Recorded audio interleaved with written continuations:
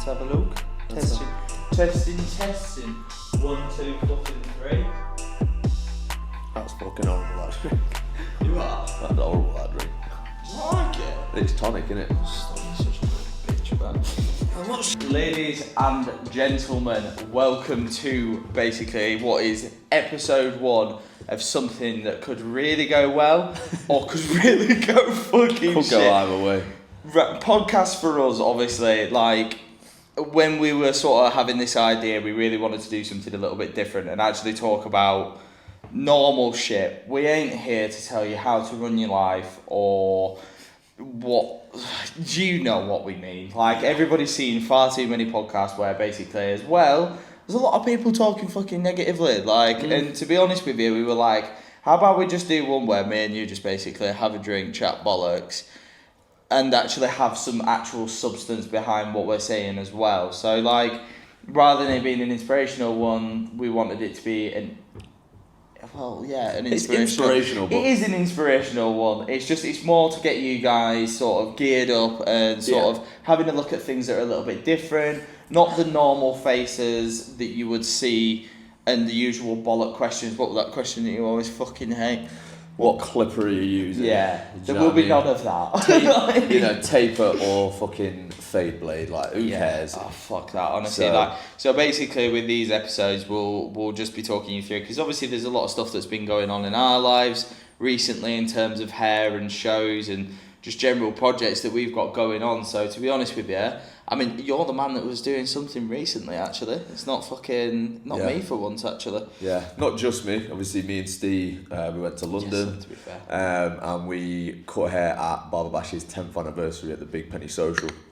So, super sick day. Loads of good faces came out. We had appearances from, obviously, all the Barber Bash team, like Fraser Cuts, Brody. The whole team for Barber Bash was there. And then, obviously, had appearances from Josh, Monica, and his men's spy team.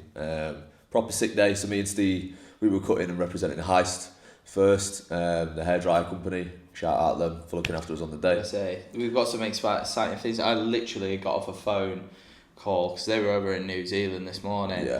Really, really cool brand. I am going to give them a little bit of a shout out as well, seeing as though we're going to be doing some work together soon. But Heist is a hairdryer that has very similar technology into it that Dyson does and various other brands that cost like 10 times as much. Yeah. And to be honest with you, the fucking build quality of it is decent. Like, it's one of those things, like, don't get me wrong, right? They're all fucking sourced from China. I'm going to be fucking a little bit blunt and a little bit honest. Like, they're all, I mean, if you ever go, like, I worked at a show in Bologna called Cosmoprof.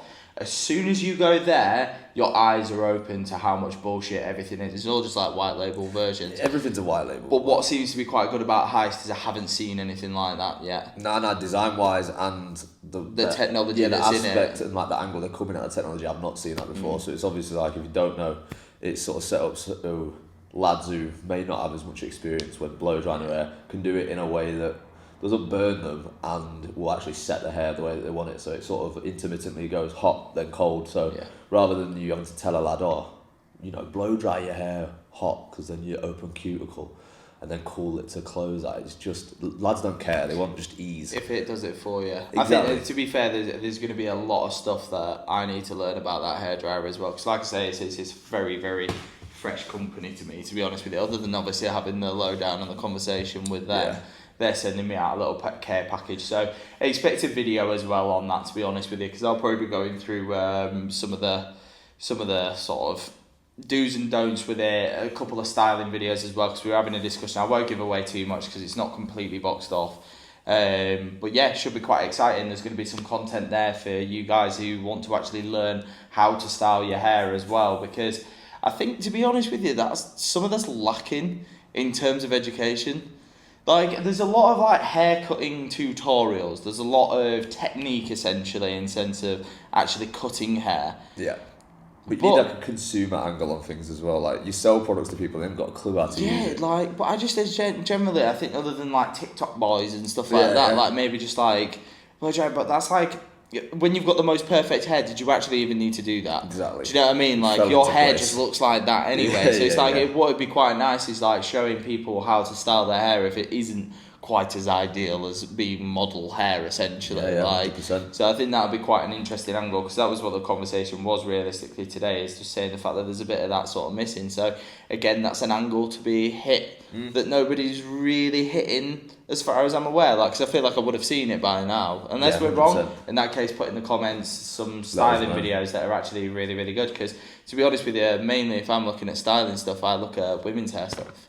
Because like, Yeah, it's more in depth, that's right? where I learned it. Like, obviously, like, Yeah. I started off in the women's industry at Russell Eaton, and the way that you got taught was like how to cocktail products, how to work them in, how working from wet to dry. Like, that was something that was realistically like a backbone. But you did a lot of like fucking experimenting. Do you know what I mean? Like, and you don't tend to do quite as much, because 9 times out of 10, I mean, you have matte paste or a pomade, some salt spray, Yeah. grooming tonic, or whatever you want to call them, And a whole lot of fringes over the forehead, so it's just get it in, let it fall. in it. And People it gets a bit experimenting. boring, to be honest with you. And Yeah. thank God that the industry is going in a direction where, I mean, I keep hearing it's a bit of a buzzword of, I think, the last like fucking year and a bit. It's like everyone's like, oh, people are really getting into long hair. Everyone's been getting into long hair for ages, man. Like, literally, it's been like a thing that's been coming. It's just, as usual, sometimes with industries, like, I know that this doesn't just, I hate hating on the men's industry, to be honest with you, because I think it's fucking up there now. Like, there's been people doing some Respected amazing now. stuff. Yeah. I think there's some people that have started off in the men's industry that are doing fucking just as big of things as in the women's industry. Do you know what I mean? Yeah. Like, and also doing women's hair. So it's nice to see the fact that product lines are following suit as well, and there are some men-based products that are leading the way. I mean, like, I work with Statement, that's what we use in the shop now. Yeah. They've got a fantastic range of products that, I mean, it's even like having a serum in men's hair is amazing. Having like Pretty new. a couple of different sort of variations, rather than it just being 10 different matte pastes. Cause, Yeah.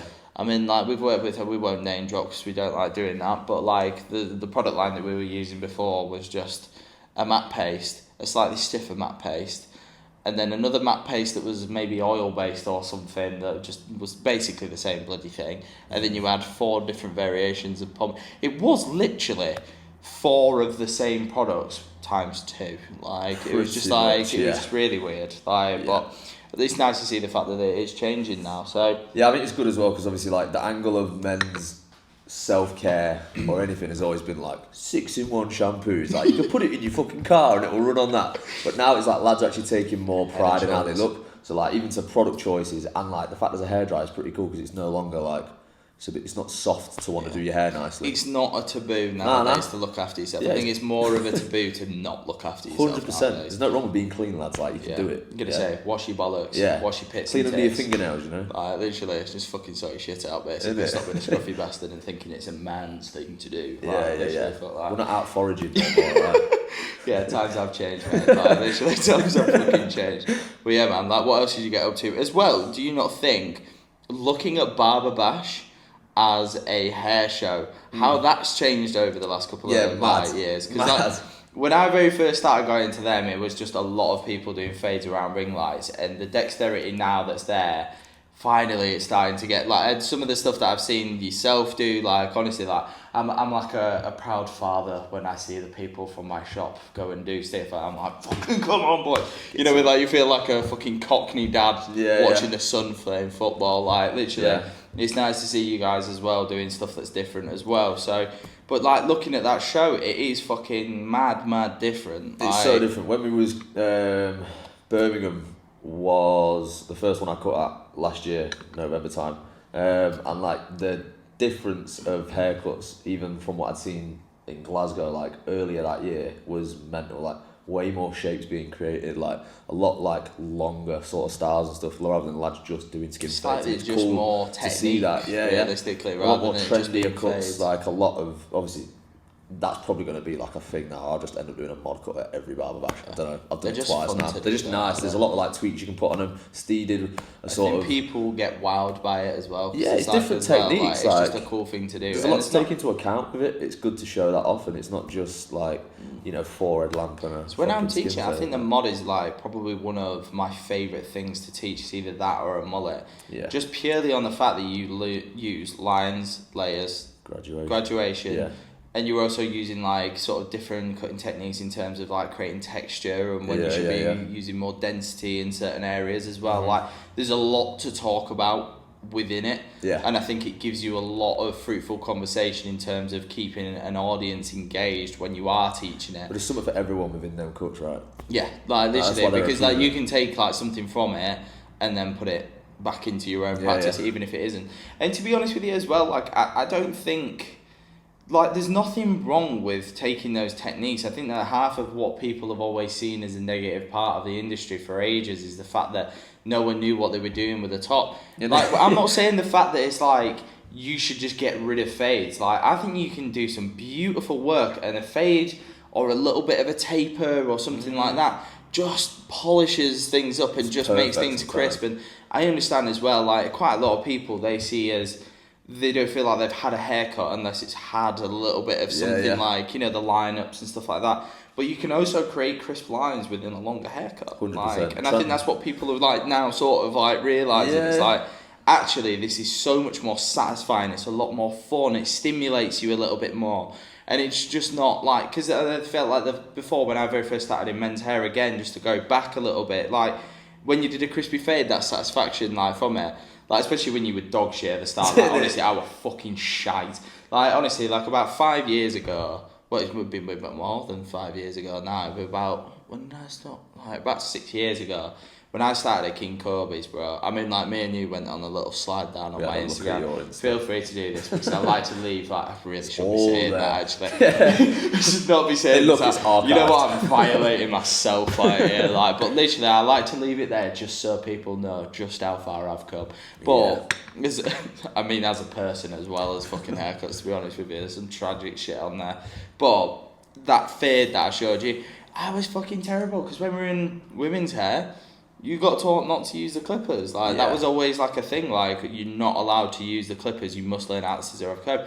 I'm very grateful at the fact that I was taught that way. Yeah. But should it have been added on there as an asset? If something can do something more efficiently, faster, and actually better in terms of effect, because I'm sorry, like, don't get me wrong, you can do a beautiful fade with a really small taper comb and then working up your combs and stuff like that. It's time consuming. It's not shop friendly either. Like, you're not going to do, no customer or barber wants to sit. It's a good thing to do to refine technique. Yeah. Rather than doing it on a day-to-day basis. I think it's a good way of learning something and making something hard, and you have to go over it and like learn it, and then that will give you a skill, aka scissor over comb in this sense. But in terms of what you would put out in shop and what you would do on a day-to-day basis, I understand why people look at it and I'm just like, why the fuck are you doing this? It's just a bit of a flex, isn't it? Like I say, you can apply it to like a wider scale thing of like transitioning from a fade to like through the graduation to the layer, which is, you know, a good skill to have rather than just taking it off clipper over comb. It's softer, isn't it? And that's where it's learning when to use a certain technique. And certain hair types are not going to respond well to certain techniques, but it's good. It's just nice to see lads like transition out of fades a little bit and having something that's probably more expressive of their personal style rather than just thinking there's only one haircut. And I feel like that has only come from progression through our industry. Yeah. And I'm like now like proud to be like, I know there was a bit of a thing a couple of months ago where people were saying the fact that they were almost ashamed to be a barber.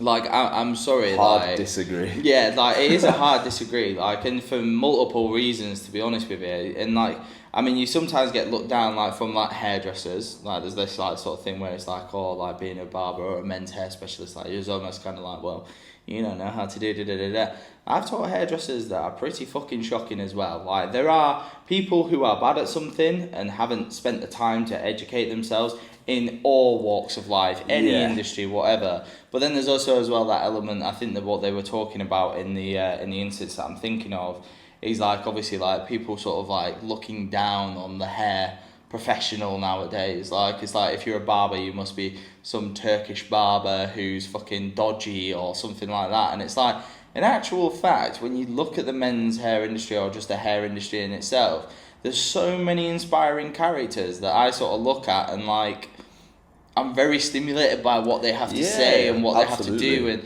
how they go about things and just how fucking into it they are as well. When you see some passion for it, it's not just about turning up to a job. It is like you know, you do the in the shop work to do everything else outside of the shop, which is mad to have like tapped into that a little bit. Speaking of as well, people that just generally inspire as well, because me and you watched obviously It was a Joe podcast. Mills. Yeah, Joe Mills. So Yeah. obviously, like, you wanted to have a little conversation about it. It's on his list, mate. Like, so wherever the list is. Because obviously you had the Gary Gill as well. That was another one as well that you wanted to have a conversation about. Obviously his Diesel show. That was genuinely one of the most inspiring things. Crazy. I have no fucking idea how that was created. I would love to understand how to not cut or not even style. That was like sculpture on hair, like, mad. and Shit like was just mad. bringing it all together with obviously Diesel, like that Diesel London Fashion Week show, unreal. Was it London mad. Fashion Week? Yeah, it was. Yeah, I think it was London Fashion Week. Yeah, it was just mad. Like the whole thing was like covered in spray paint, and then even to you have your softer looks and stuff on the hair, which were beautiful. But what stood out to me was like those looks where it was like spray painted buzz cuts across people's heads, spray painted makeup. Like models were complaining like the contacts they had in, they couldn't fucking see a damn thing walking down the runway. But that is dedication I to the don't cause. envy being And a I model, fuck man. with that. Like- Like just this like undone buzz cut look with just like a green or orange bit of spray paint through it. I just thought it finding was the beautiful. so cool. Like It's finding the beautiful, and like Jodie Taylor said this in an interview, and he said when he was about like sort of doing session styling, it's finding, like, we've all been about very refined haircuts for ages. And like what's nice is when you're learning, right, you should really be about that to start off with.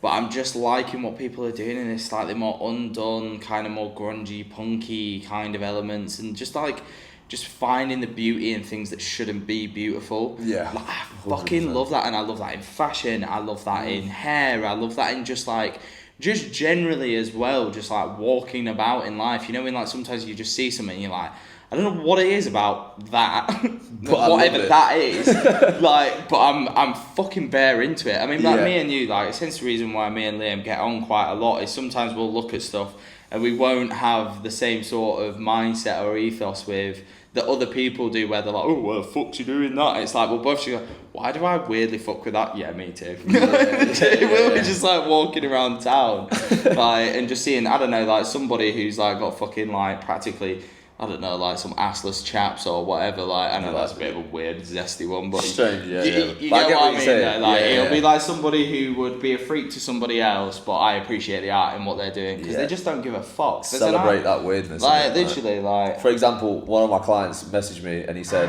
weird request, right, but can I bring this into the shop? And I was like, yeah, cool, whatever, bring it in, right. Brought a car door in, both of us gassed that there was a car door in the shop. It looked aesthetically really sick. So us finding like a bit of joy in the weird, all about that. Yeah, sorry, I'm just turning my phone on. You can tell this is my first podcast. Yeah, she I'm fucked just it. showing my ass at the fucking corner of the... But yeah, do go check out the Diesel show. The whole room covered in spray paint, like floor to ceiling, caked in it. I want to know like how long that shit took to set up. But check out the hair on that as well. Like, Honestly, we'll credits to the team. put our 3 favourite ones. Yeah, 100%. Like on the screen now, because Yeah. honestly, like some of the So shit on sick. there, like I think there's a video as well somewhere. You know, the one that was like a little cone almost. Yeah. Do you know which one I mean? Yeah. Like literally, honestly, it was fucking So insane sick. watching that. I would love if you're watching Gary Gill. I would love, please let us be flies on the wall. We don't even have to touch the hair. I won't Like do literally, nothing. I will go back to pom scum. Yeah. Like literally just to watch you guys do what you do, because to be honest with you, that's one of those things. I mean, like, you were obviously watching something the other night as well, and it very much resonated. Like, there is a certain level of free work that you've got to do in order to get into that world. It ain't something that you can just dip your toe in and expect to, I don't know, one day be lead hair. Like, you've just got to go full in. And I think as well, like, for those, because I get quite a lot of questions like, oh, how did you get into the fashiony side of things and like doing shoots and all that sort of stuff? Number one, put on your own shoots. Start your own portfolio and start investing in yourself. I've done it recently. We literally did a shoot on Saturday, which was a couple of days ago for us. So I'm really, really looking forward to being able to show you guys that as well. So sick. That'll actually be as well. So The vlog will come out after this, just purely on the fact that I'm waiting for the hero video. Once that comes through, obviously, then we can put that vlog together. But just putting on your own shit. Like, it doesn't have to be big sort of productions. Like, obviously I've got to a point where I need my portfolio to now sort of start showing a little bit more dexterity, and showing the fact that I can do some of the slightly bigger, more creative looks. And even then, like, I'm not completely there. I surprised myself on that one because it's been a while since I've done session styling in that kind of way. Do you know what I mean? The whole team killed it. Like, big up Kendall for coming through and supporting on that one.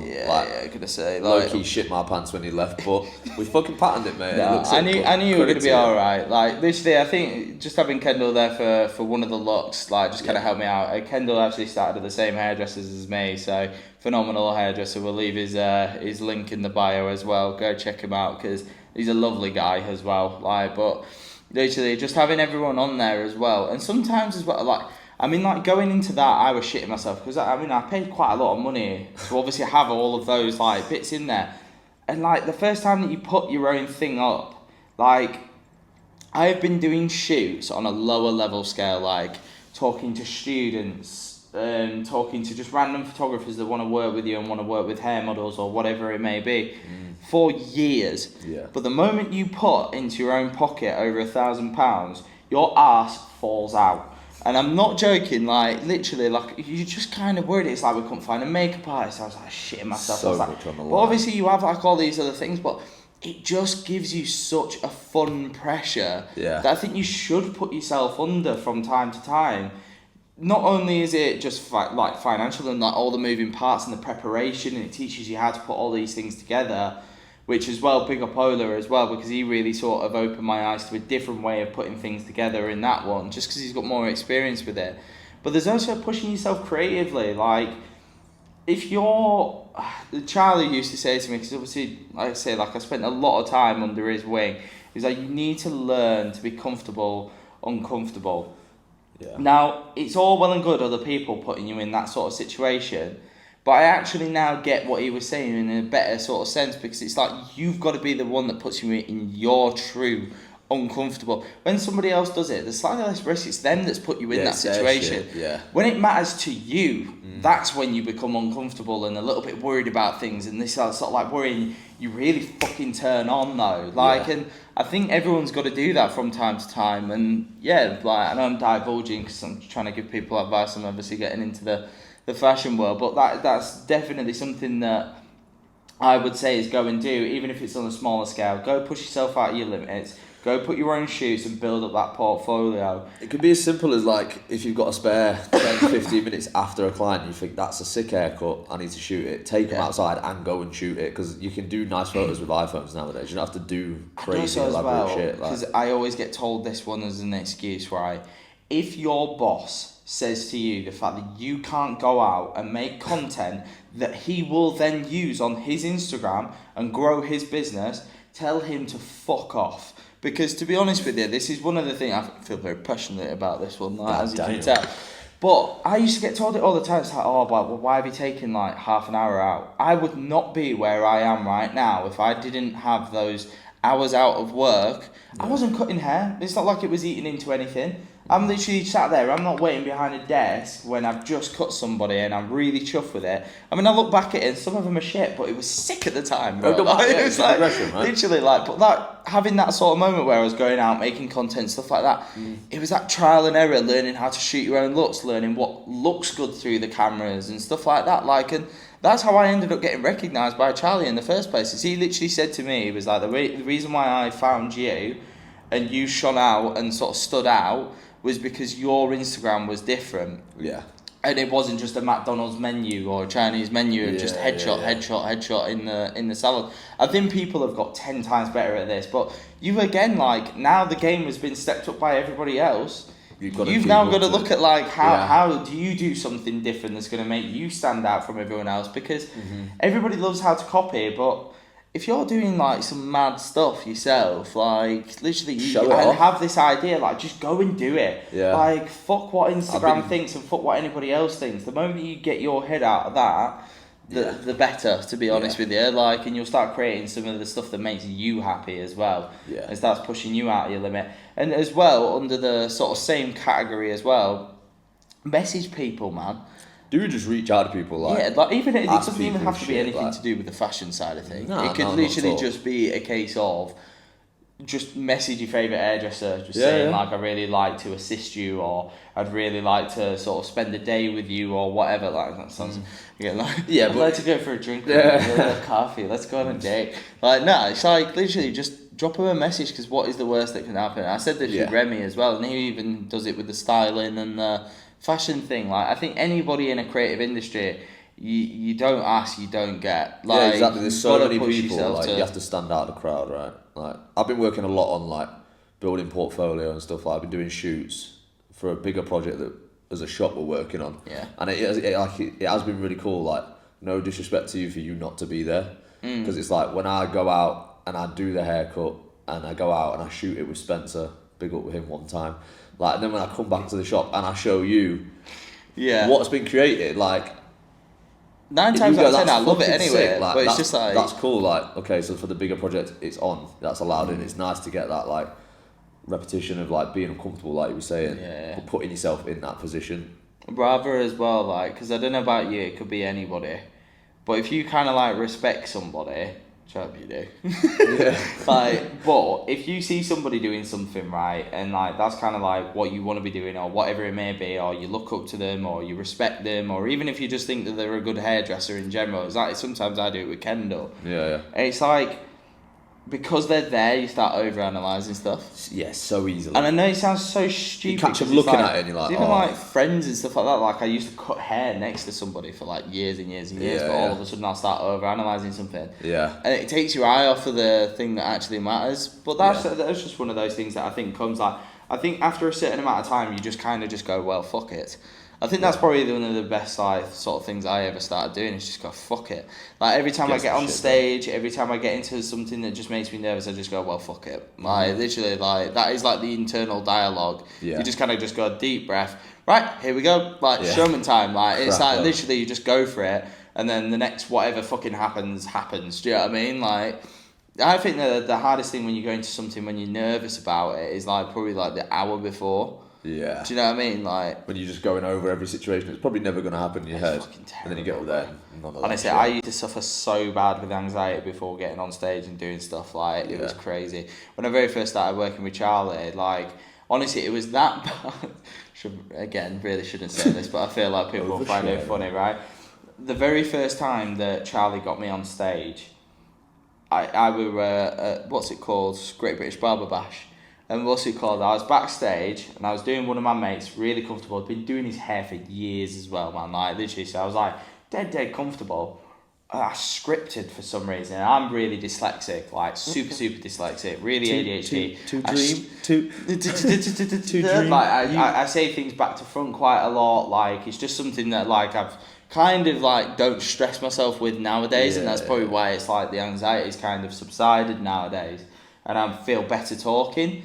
But like at this time, like I'd scripted, and that is the worst thing you can do with somebody like me. Like you got a bullet point, and don't be worried about. I mean, like we wrote a list and we've gone off on a tangent, and it's just been 10 times better even in this instance. Yeah. But it's just like at the time I was backstage and I was waiting, and bro, if you could feel my chest, bro, it felt like someone had a fucking jackhammer on my on my rib cage, mate. My heart was coming out of my chest. It was horrible, and literally because it was in this Liverpool. It was at the same place where they do Bongos Bingo.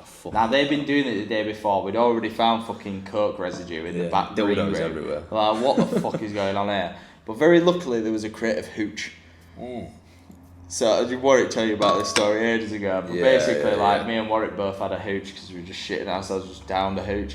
And it didn't do the trick. I still felt anxious. It's amazing how quickly like your sort of anxiety will sober you up no matter what. Like 'cause as soon as I got back on it with like another wave, and I remember getting up on there, and obviously again this was talking about longer hair a couple of years ago, and it just wasn't really hitting at Barber Bash, like, and like again that's not a diss, it's just it's more the crowd that was there just wasn't really into what we like were sort of doing, and me and Charlie had this conversation after as well, like just wasn't the right time for it. And I remember getting up there, and because obviously there was no real feedback, I said my entire fucking thing backwards, tried to loop it around, and it just wasn't working, and I passed it back to Finger, and like, bro, how hard I was on myself after that was terrible. Like, I proper had like a moment, bro, where I was like, right, that's it, like, I just can't do stage Career over. Yeah, and nowadays I can get on fucking, I mean, like, we did haircon, we did fellowship,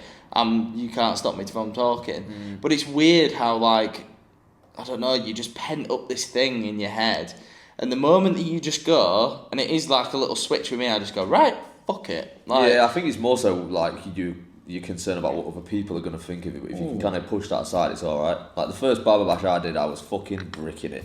Like, got up there, and I just like, Josh LaMonica's on the main stage as well during this time, so I'm like, well, no one's going to watch me. Wrong. Fucking, obviously everyone's like looking at him, turning back and staring at me, so I'm like, you can watch two for one, mate. Yeah, like, literally, I was like, keep my head down, doesn't matter. Then I look up and there's like 20 people stood around me, all watching me, and some of their phones out recording, and then all of a sudden I was like, I do know how to cut hair, I promise. That is the worst thing in the world, bro. Yeah, but this one went really good.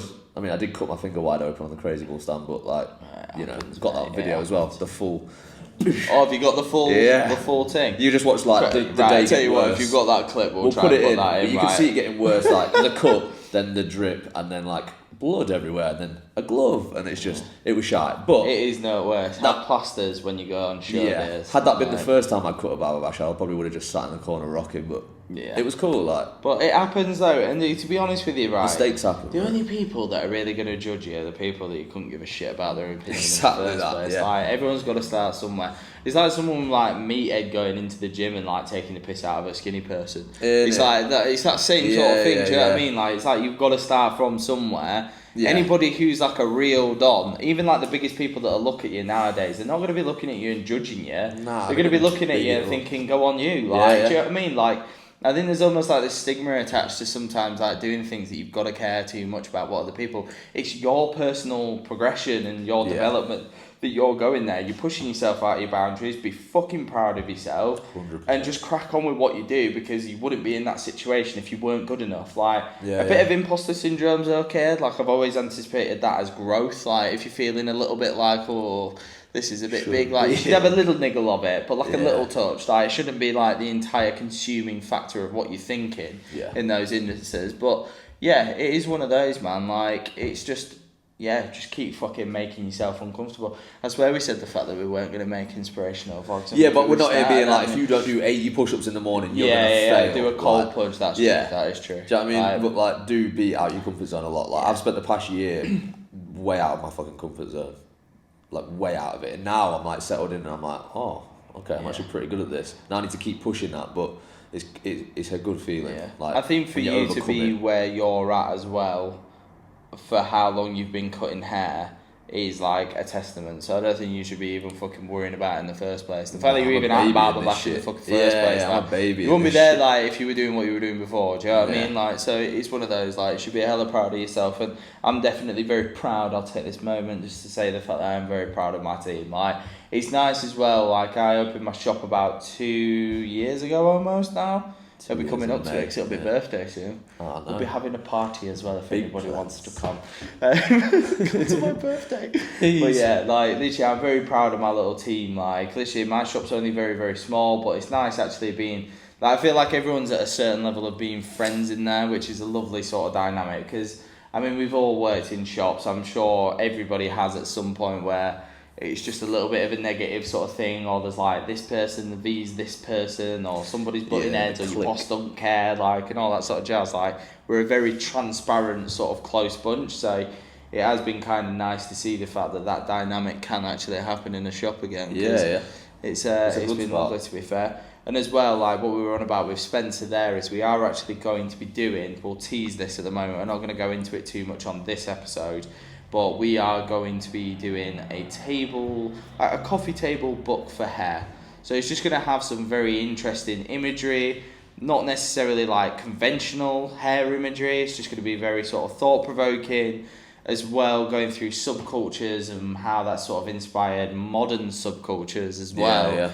to sort of develop the way that they have in terms of pictures and also a little bit of text as well. But we'll be making it very cool so it can sit on the top of your coffee table and people will know the fact that you're a hairdresser and you care about hair.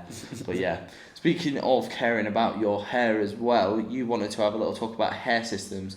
Personally, I don't have a bloody clue, to be honest with you. Like, I've thought about it a few times and looking, not for myself, I have hair, You've got but cracking hairlines as well. to be fair, I'm doing alright. Like, same with Dad's bald. Like, I Yeah, don't know whether same. that matters, to be honest with you, because I don't know whether it's wife tail, I don't know. Like I say, I don't actually know enough about hair loss and that whole side of things to actually comment, but you've been having a look at a course, haven't you? So Yeah. So, first barber bash I went to, I met a lad called Harry Lawrence, who works at Gershwin's down south, and he does G systems, which are like hair loss and hair replacement systems, which back in the day were just called wigs, right?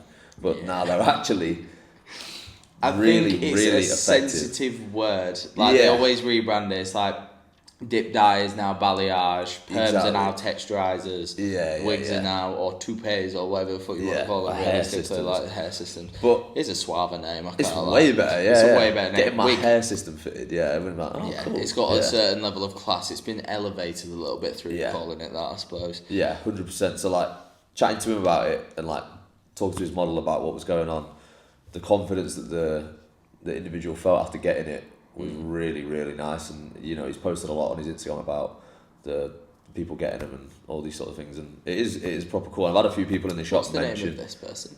Harry Lawrence. Harry Lawrence. At Gershwin's, in the south. Have a little look. It's really cool. His shop's like just him and his brothers basically. It's proper sick. But then they started to get into like education platforms. So he dropped me an email just saying to like hop on.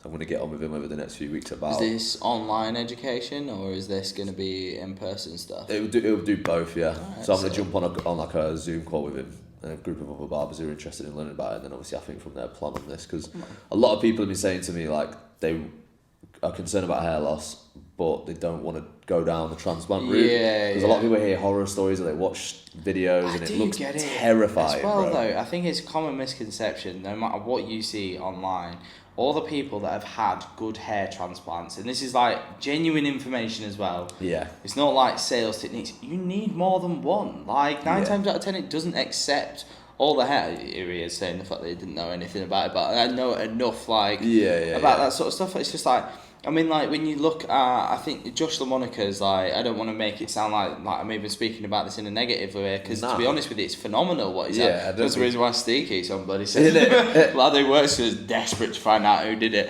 But yeah, like literally, it's, I think if you're going to have one, I think he's had multiple over and over, and I remember seeing a thing about Rooney. I think he spent. The OG of transplants. Yeah, like the OG. Like I mean, like the guy literally played like 2-3 seasons or something with a fucking beanie on because he was just having consecutive ones. Like, but like that's kind of where it started. To be honest with you, like in my head, it was Rooney. That was like the first person that I seen it. I don't remember anyone pre that, and I don't even know about football. You know what I mean? I know that exact thing. Yeah. Like to be I honest know with Rooney you, getting a hair transplant is a thing. So I think people are scared behind because they see horror stories, and like you say, you got to get more than one. So it's not just like a $4,000 investment. I think it's the abroad thing that scares people. Yeah, I just don't think I don't want to go to fucking Turkey to get something. It's no disrespect to Turkey or anything like that. It's just like, I just feel like it's got a stigma attached to it now, where it's like you go over there and you get fucked over. Yeah. You know, you sit on a plane with everyone else that's had some cheap plastic surgery done, and like I just don't think if you're going to do that. And I think what a hair system's good at is, although hair systems are expensive, they still give you your confidence back for less money than getting it done properly. Yeah, there's like less not risk going of to like a pirate damage, infection, all this shit. You can get aftercare off of the guy that's done it, which is the thing that I think a lot of transplants lack, is like you can't call up a Turkish number and get aftercare immediately. You can get, you know, a little problem solved with your hair system, but it's not the permanence.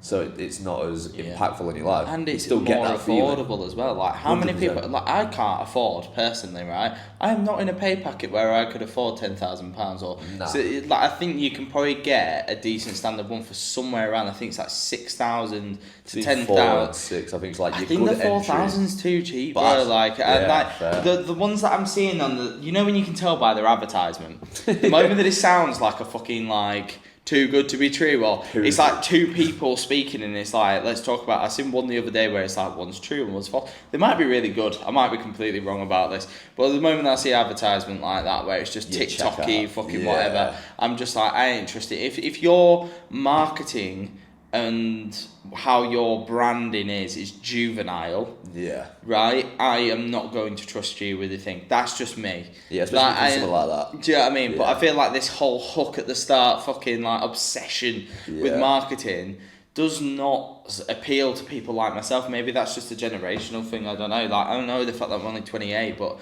like that to me just looks like fucking Wolf of Wall Street, fucking.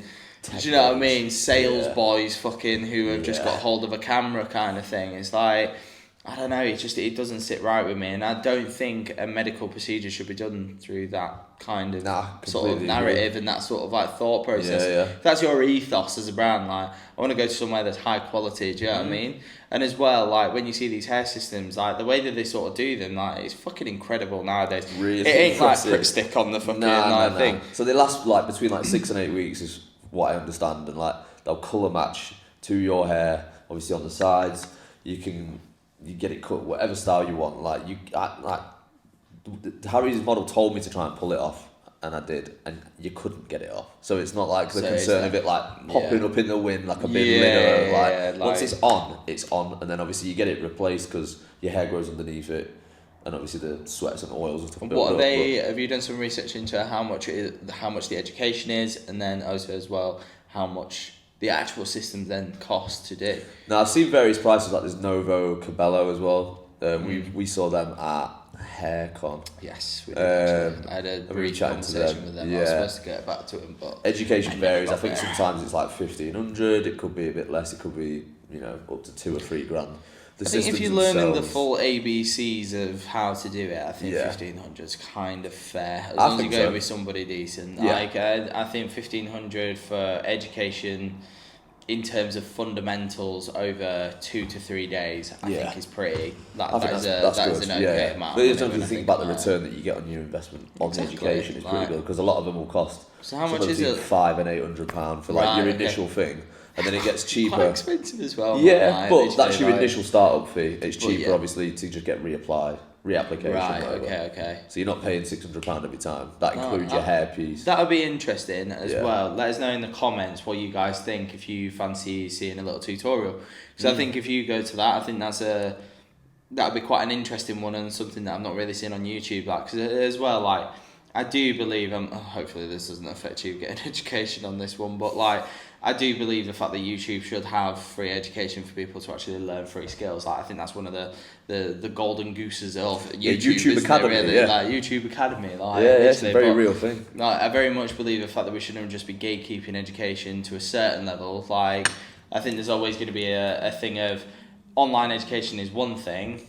Yeah. Like, you've got like obviously YouTube education. You've got like what Charlie and Her Emotion does, and then you've got in-person education, right at the top. Like, nothing will be like a day on a one-to-one sort of basis, but I think it's nice for people to see stuff on YouTube, and I think it'd be great for people to see that, to see whether it's something that you want to get interested in. Like, it could be something that is a niche that your area, your shop, your business, whatever it may be, or even you as a personal brand could really get into, because there isn't a lot of people doing it. Like, I don't see it often. Like, it's not offered on every single person's menu at a shop. Nah, not at all. And if you want to elevate your shop into something that is a little bit more premium, then I think that is kind of a good idea. So if you offer like an out of hours private setting as well, it's not like the lads have to worry about sitting in the fucking shop window with all their hair shaved off, getting that put on. You can do a much more personal and like private experience of that, because it's a pretty jarring experience, I imagine. Yeah, like I can whipping it off. Do you know what I mean? You've got to think as well, right? Like,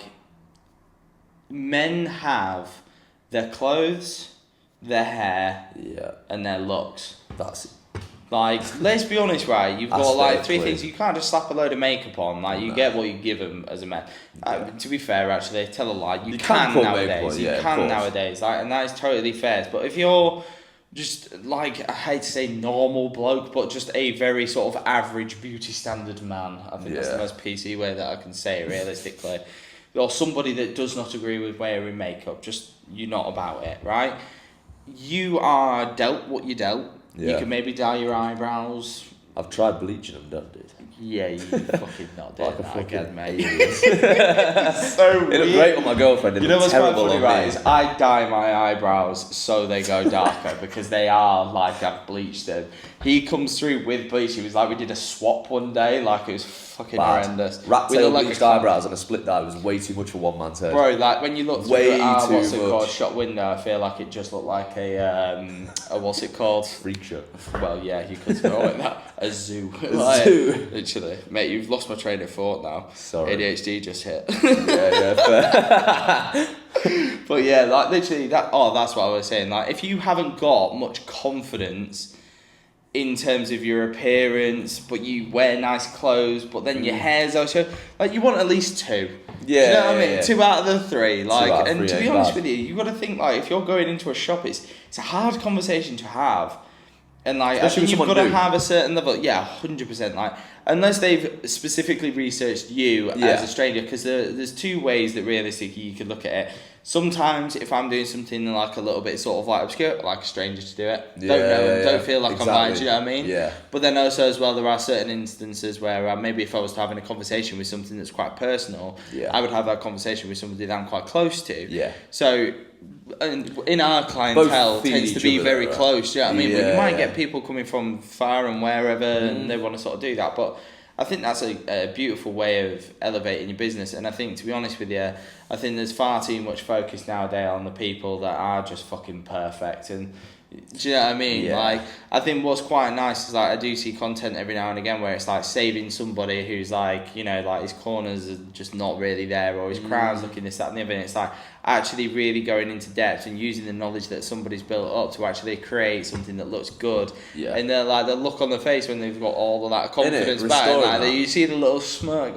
Everyone's had that moment as a hairdresser when tiny you little- box somebody off. They've walked in and they've just been feeling like shit about their hair, like it's just not going well, and like you've done exactly what they've asked, or like even better than what they've asked, and they're just completely surprised, and you just see them like, then you show them the back and they go, it's like a little fucking, it's like a little cartoon Tom and Jerry like little fucking, like, I love that. But yeah, smirk man, of approval. that'll be quite an interesting one, and yeah, Yeah. let us know in the comments if you want to see some education on that one, because we will for sure see that happen, to be honest with you. Yeah. But I think for this episode, I think we've filled enough time. I think we've chatted enough bollocks. Yeah. And yeah, like it's been a nice actual start to the podcast. We're going to be trying to do these every Tuesday, providing the fact that we're not busy. We've got some amazing things coming up as well. If you want to see me and Liam actually cutting hair, you're going to be doing the next barber bash, aren't you? Which is where? The next one is Dublin, and I don't think I'm doing that one. Dublin, you're not doing going that to one. try and go to Liverpool. That'll be Right, the next okay. time. But Steve from our shop is going to be going to Dublin, so you can check him out there. So you can still see one of our Har Sessions gang as well. We will have him on the channel at some point as well. 100%. We'll obviously on there. Probably when we do the heist video as well. Yeah. If you want to catch me as well on stage, I'm going to be with Babyliss at Barber Connect. We're going to be with Calligraphy Cut on the Fellowship stage at HairCon, and Salon International on, well, a soon-to-be disclosed stage. TBA. So, TBA, man. Secrets.